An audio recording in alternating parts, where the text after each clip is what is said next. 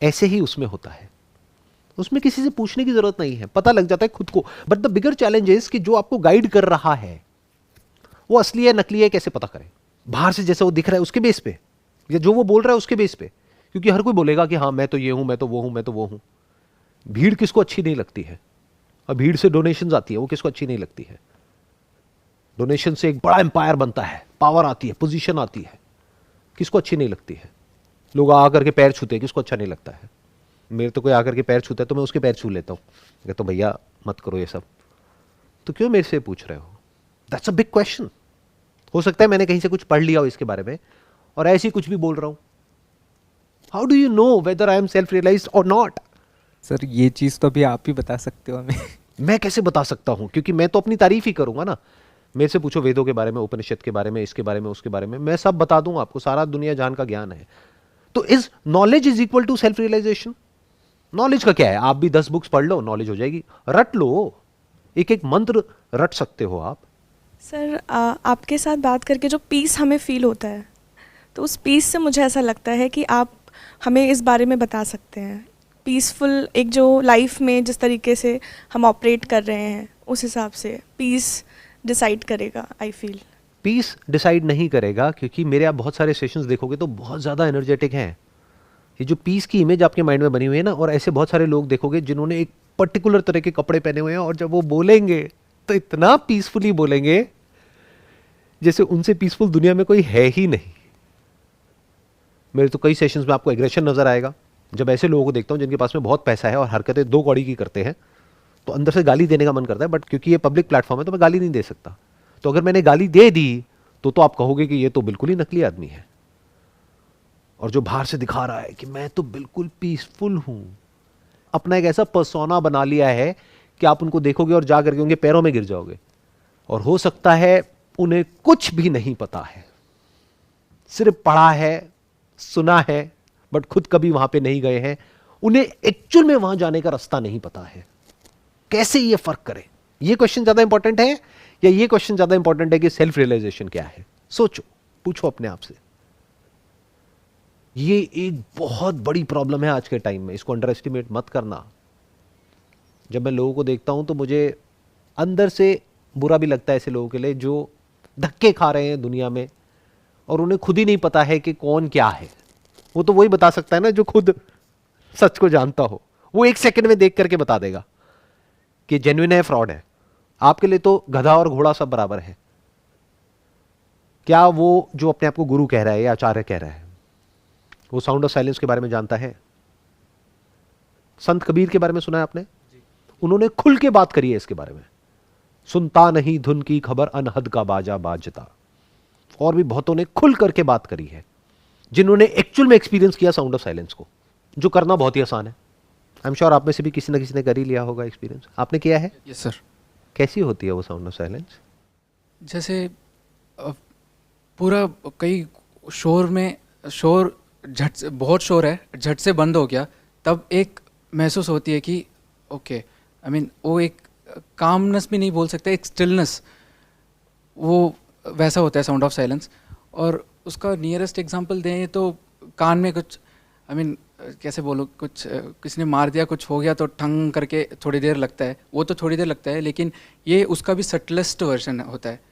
Subtle subtle subtle deeper में एक थोड़ा सा छोटा सा बचता है, वो बस सुनाई देता रहता है। अभी आप सुन सकते हो? Yes sir. तो वो इंसान जिसने साउंड ऑफ साइलेंस को एक्सपीरियंस किया है वो असली है, और जिसने एक्सपीरियंस नहीं किया है, जो ये कहता है कि साउंड ऑफ साइलेंस ही झूठ है, वो इंसान ही नकली है। जो भी मैंने नागपुर वाला आपको एग्जांपल दिया, दिस इज नागपुर।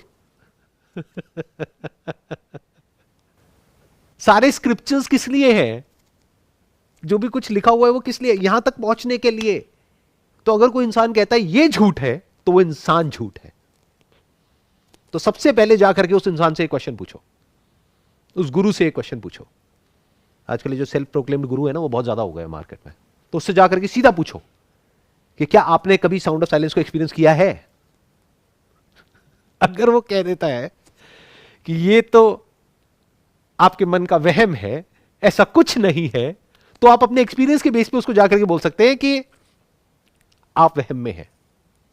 ये है। अगर मैं आपको बोलता हूं ये आपके मन का वहम है, साउंड ऑफ साइलेंस नहीं है, क्या जवाब होगा आपका? कुछ बोलने का नहीं है, वो छोड़ के आई मीन मेरे को पता है बस, तो छोड़ दूंगा। नहीं है बोल रहा है तो नहीं है बोल रहा है। हंसोगे, हंस रहे हो, यस, हंस रहे हो, और क्या करोगे? और क्या कर सकते हैं? राइट। तो ये पहला तरीका है और आखिरी तरीका है जिसके बेस पे आप ये डिसाइड कर सकते हो कि वो इंसान असली है या नकली है। फिर उसकी बातें सुनो, ऐसा नहीं किसी की भी कुछ भी बातें सुनने लग जाओ बैठ करके। एक होता है आत्मज्ञान, एक होता है आत्मबोध। ये जो साउंड ऑफ साइलेंस का एक्सपीरियंस आपको अभी हो रहा है, इसको बोलते हैं आत्मबोध, आत्मा का बोध। आत्मा मतलब क्या? मैं, कोई भूत प्रेत नहीं। खुद के होने का बोध, मैं हूं, इसको क्वेश्चन नहीं किया जा सकता है। बट आप जिसको भी बोलते हो मैं हूं, वो सब या तो जो सेंसेस के थ्रू एक्सपीरियंस हो रहा है उस पर टिका है, या थॉट पे टिका है। थॉट जो कि मेमोरी पे टिका है। इसको अगर आप हटा दो, यानी मेमोरी को हटा दो, और जो 5 सेंसेस के थ्रू एक्सपीरियंस होता है उसको हटा दो, तो क्या बचा? उसके बाद आपका मैं कहां बचता है? उसके बाद तो सो जाते हो, उसके बाद तो गहरी नींद होती है। उस वक्त क्या होता है? वो ही तीनों स्टेट्स में होता है, waking, dreaming and deep sleep. ये जो 5 सेंसेस के थ्रू एक्सपीरियंस हो रहा है, अभी मेरी आवाज आ रही है, आप सुन पा रहे हो, ये चुटकी की आवाज सुन पा रहे हो, मुझे देख पा रहे हो, ये किसके थ्रू हो रहा है? कानों के थ्रू और आंखों के थ्रू। जब यहां पे टच करते हो तो फील होता है, पूरा का पूरा नर्वस सिस्टम है उसकी वजह से फील होता है।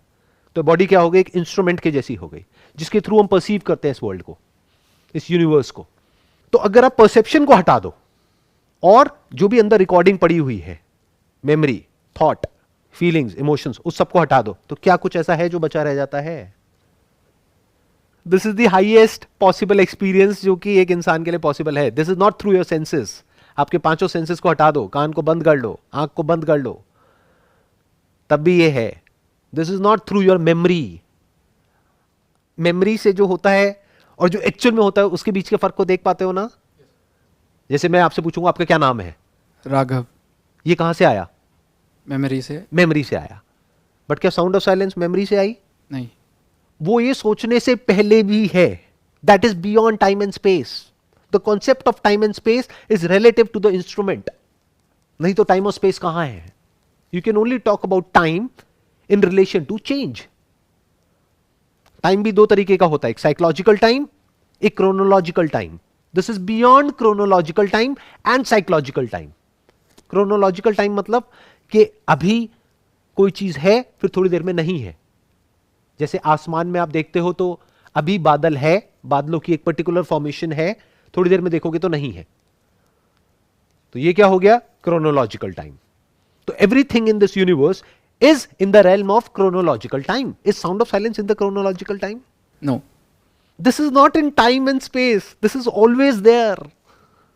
बाकी सब टाइम में है जो भी इस यूनिवर्स में है। ये बॉडी, ये सोफा, ये कमरा, ये बिल्डिंग, सब टाइम में है। एक दिन सब मिट जाएगा।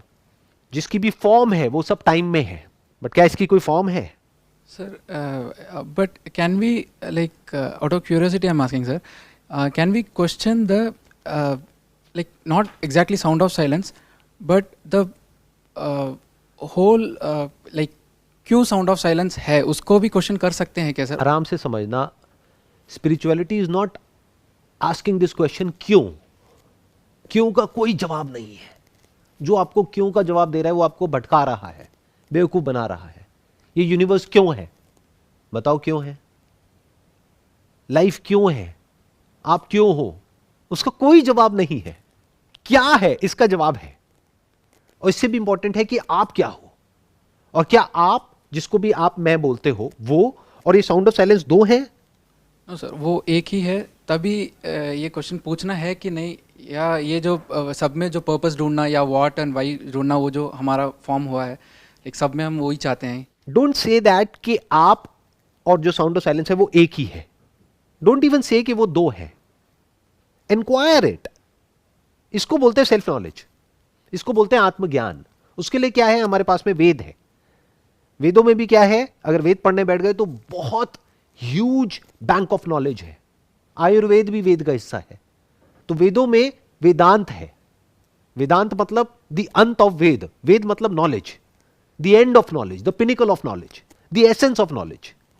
उसको बोलते हैं वेदांत। और वो जो वेदांत है और उपनिषद है ये अलग अलग नहीं है, वो एक ही है। तो जब आप उपनिषद को स्टडी करते हैं और ये जो आत्मबोध अभी आपको हो चुका है उससे रिलेट करते हैं तो आपको बहुत ही आसानी से समझ आ जाएंगे। बट विदाउट एन एक्सपीरियंस आप उसको पढ़ते रहते हैं, that becomes more like an intellectual stimulation. बहुत लोग उसको सेल्फ रियलाइजेशन समझ लेते हैं, पढ़ लिया, उसका कुछ भी मतलब निकाल लिया और सोच रहे हैं कि हाँ मुझे रियलाइज हो गया कि वो कैसा है। अगर मुझे रियलाइज करना है कि नागपुर कैसा है तो मुझे क्या करना पड़ेगा? मुझे नागपुर जाना है। अब इस केस में तो नागपुर जाना है because Nagpur is in time and space, but you are not in time and space, you are here and now. आप कहां हो? आप अभी इस वक्त नागपुर में हो या यहां पर हो? यहाँ पर। जब वहां पर भी होगे तब भी कहां पर होगे? वहां पर या यहां पर? यहाँ पर। यहां पर। हमेशा हम यहां पर ही होते हैं ना। अच्छा, आप कब में होते हो? गुजरे हुए कल में या आने वाले कल में या अभी होते हो? अभी प्रेजेंट में। तो आप जब भी होते हो, जहां भी होते हो, अभी होते हो और यही होते हो।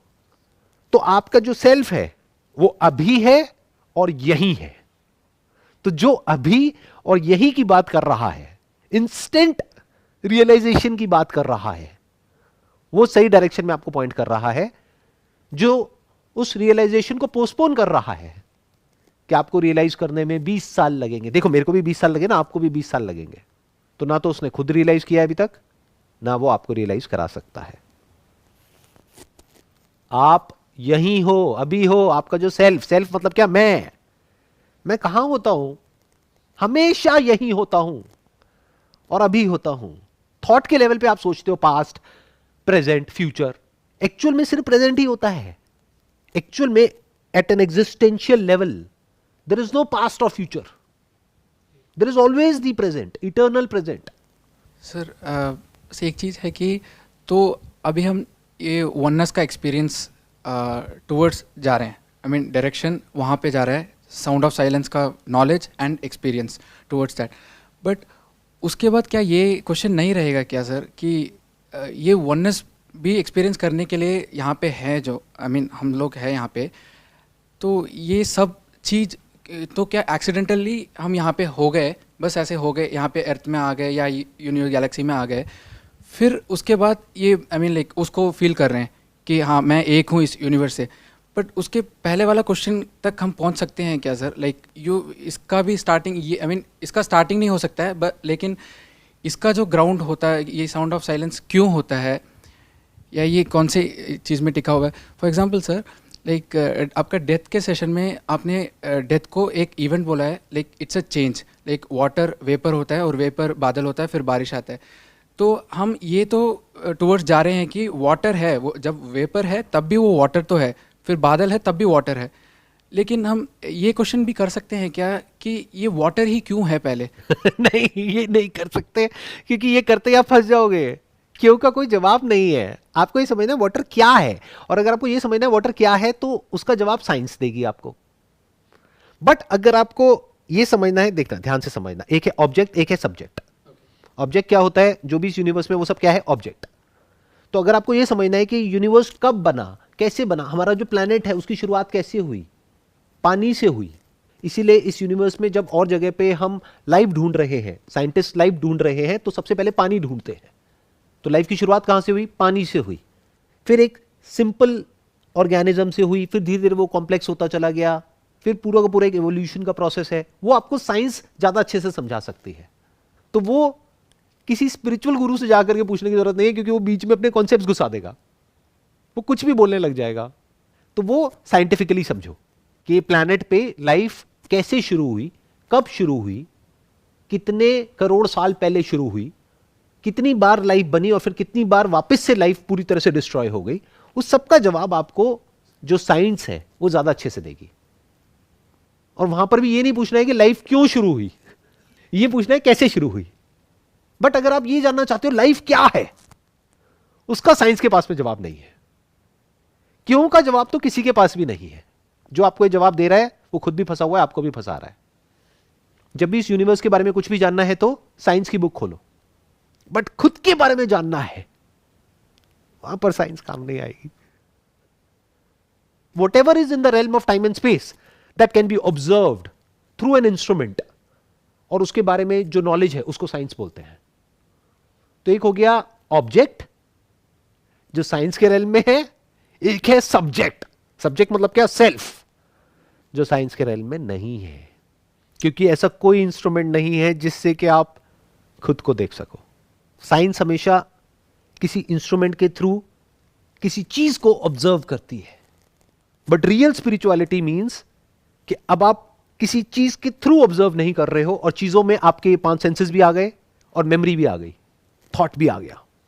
मतलब आप कुछ भी नहीं कर रहे हो, पूरी तरह से एफर्टलेस हो, और उसके बाद भी जो बचा रह जाता है, जिसके लिए आपको सोचने की जरूरत नहीं है, देखने की जरूरत नहीं है, सुनने की जरूरत नहीं है, कुछ करने की जरूरत नहीं है, बट वो है, वो इस सब का ग्राउंड है। The sound of silence is eternally present. थी, है और रहेगी, ये भी कहना गलत होगा, क्योंकि थी, है और रहेगी सिर्फ उसके बारे में बोला जा सकता है जो टाइम में हो। था किसके बारे में कहोगे? जो अब नहीं है, जो अभी भी है और कल भी था और कल भी रहने वाला है, उसके बारे में क्या कहोगे? तो इस तरह से जब आप जो स्क्रिप्चर्स हैं उसको अच्छे से समझते हो, और ऐसे लोग जो एक्चुअल में खुद को जानते हैं, उनकी बातों को अच्छे से समझते हो, बाहर से वो कैसे दिख रहे हैं उसको छोड़ करके, तब आप एक्चुअल में समझ सकते हो कि आप क्या हो। और जब आप वो समझ लेते हो तो लाइफ का जो हाईएस्ट गोल है, या जो एक्चुअल में लाइफ का पर्पस है, या जो हाईएस्ट पॉसिबिलिटी है, वो अचीव हो गई है। सर मेरा एक सवाल था ये कि अगर आपको सेल्फ रियलाइजेशन हो चुका है तो उसके बाद आप इंटरनली बहुत ज़्यादा चेंज हो जाते हो, but if you are living in the same society then वो कैसे रिफ्लेक्ट होगा बाहर, एंड आप कैसे वो चीज़ को स्टेबल रख पाओगे अपने अंदर, क्योंकि बाहर के इन्वायरमेंट की वजह से हो सकता है कि वो चेंज होता जाए आपके अंदर। ये सब हमारे इल्यूजन्स हैं। क्यों? क्योंकि हम कभी एक्चुअल में उस डायरेक्शन में नहीं जाते हैं, हम बस इमेजिन करते रहते हैं कि उसके बाद क्या होगा। पहले जान लो कि आप क्या हो, उसके बाद पता लग जाएगा क्या होगा। ये जानना बनता है, नहीं बनता है कि आप क्या हो, या ये जानना बनता है कि वो मेंढक क्या है? उधर मत देखो, कोई मेंढक नहीं है। हमें ये सब पता है कि ये क्या है, वो क्या है, न्यूज में क्या आ रहा है, वहां क्या हो रहा है, वहां क्या हो रहा है, वहां क्या हो रहा है। मैं आपसे पूछता हूं, आप क्या हो? पता है क्या? क्या जो आपके अंदर इंफॉर्मेशन पड़ी हुई है वो आप हो? उसको मैं निकाल दूंगा तो क्या आप नहीं हो? आपके थॉट्स आपकी इंफॉर्मेशन पर टिके हैं, तो इसका मतलब आप आपके थॉट्स नहीं हो, इंफॉर्मेशन नहीं हो, मेमोरी नहीं हो, जो आप सोचते हो वो नहीं हो। एक फिलोसोफर ने कहा था, I think therefore I am. बकवास। ऐसे लोग हैं ना जिनकी मेमोरी चली जाती है, तो क्या उसके बाद वो नहीं होते हैं? होते हैं और बिना मेमोरी के सोचोगे कैसे?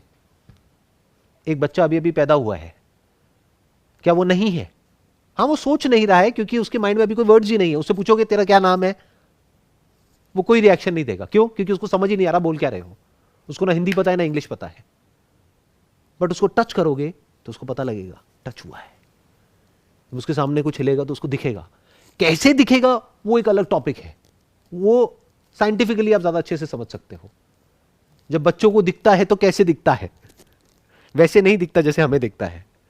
हो सकता है बच्चा जब आपको देख रहा है, आपको लग रहा है वो आपको देख रहा है, बट वो आपकी टी शर्ट को देख रहा है क्योंकि वो रेड कलर की है, तो वो रेड कलर उसको अट्रैक्ट कर रहा है।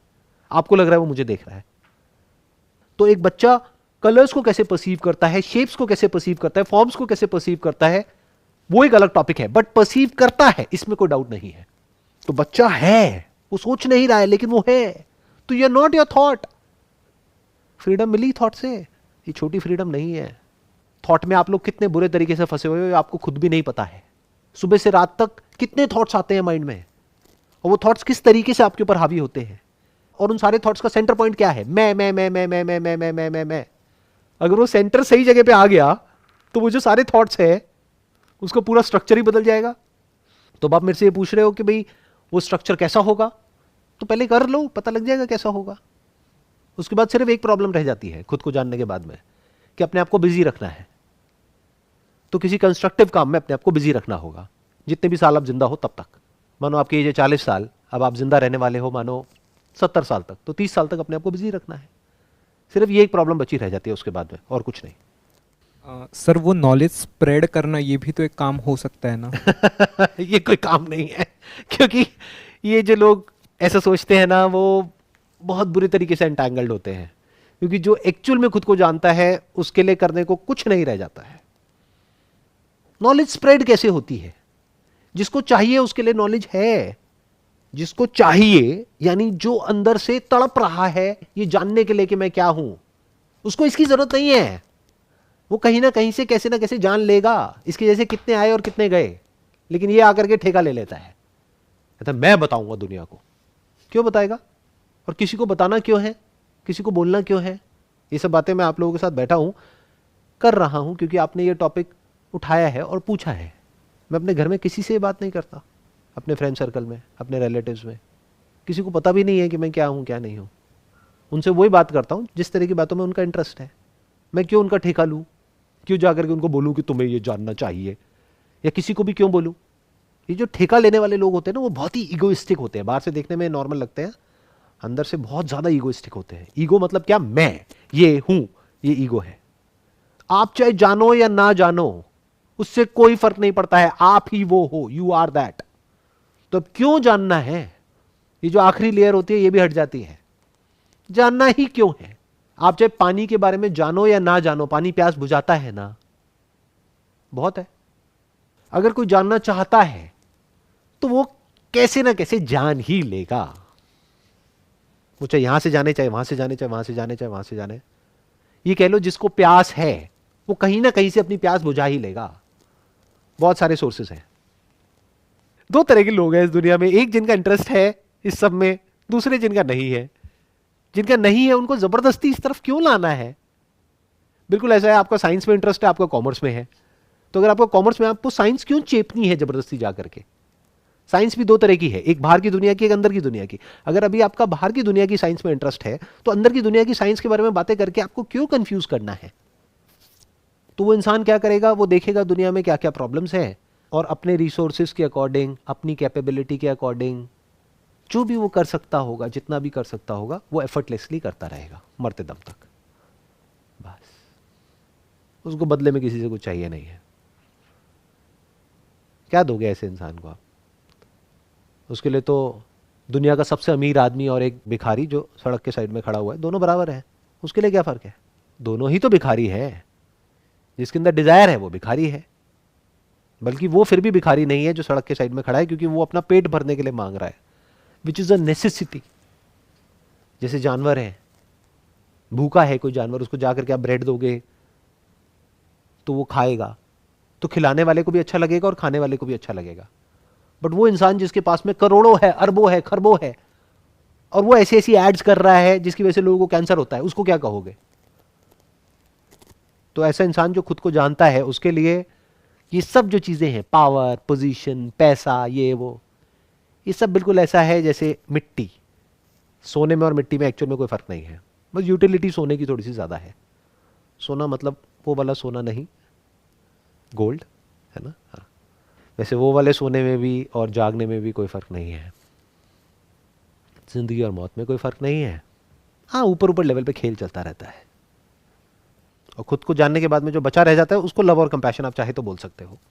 लव मतलब to be one with the whole, to be one with everything and everyone, without doing anything, without any action, without any thought, effortlessly you are one with the whole, that is love. Compassion मतलब क्या? कि आप feel कर सको कि जो सामने वाला है उस पर क्या बीत रही है, उसको खुद भी नहीं पता है, बट आप देख सकते हो, बट कुछ कर नहीं सकते हो।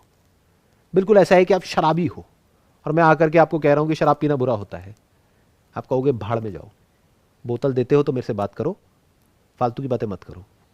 ये आप लोगों की हालत है। ये शराब क्या है? थॉट। थॉट में एंटैंगल्ड हो बुरे तरीके से। इस थॉट का सेंटर पॉइंट क्या है? मैं। तो मैं को मुक्त नहीं करना है, मैं से मुक्त होना है। That is self realisation. मैं तो मुक्त ही है। ये जो आपका मैं है ना, मैं ये हूं, इससे जब फ्री हो जाते हो फिर एक नया थॉट आता है लोगों के माइंड में, अच्छा मैं ये नहीं हूं, लेकिन मैं ना एक सोल हूं, एक आत्मा हूं। और जैसे दो जूतों में अलग अलग सोल होते हैं, ऐसी दो बॉडीज में अलग अलग आत्माएं होती हैं। वो आत्मा यहां से निकलती है, फिर वो वहां जाती है, फिर वहां जाती है, फिर वहां जाती है, फिर वहां जाती है। ये सब कॉन्सेप्ट्स दिमाग में बैठे हुए हैं। जब इन सारे कॉन्सेप्ट से फ्री हो जाते हो तो आप कह सकते